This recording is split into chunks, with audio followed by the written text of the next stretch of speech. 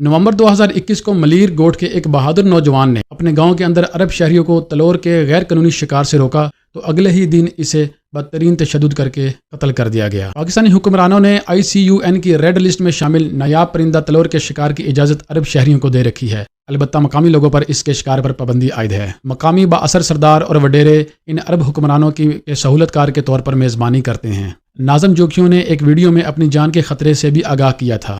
इन अरब शहरियों की मेज़बानी पीपल्स पार्टी के MNA जाम अवैस कर रहे थे। पीपल्स पार्टी के MNA जाम अवैस ने नाज़म जोखियों को अपने पास बुलाकर इस पर बदतरीन तशद्दुद करके इसे एक कमरे में बंद कर दिया। नाज़म जोखियों के भाई अफजल जोखियों ने मामले को रफा दफा करने का कहा, लेकिन वो ना माना। बाद सुबह नाज़िम जोखियों की लाश इनके हवाले कर दी गई। सिंध पुलिस ने अपने रवायती अंदाज में कार्रवाई करते हुए मुकदमे में दर्ज असल मुल्जिमान को बेकसूर करार दे दिया था और बाद इनके अहले खाना को जबरदस्ती दियत की रकम देकर इस हाई प्रोफाइल केस को जमहूरियत के गंदे निज़ाम में दफन कर दिया।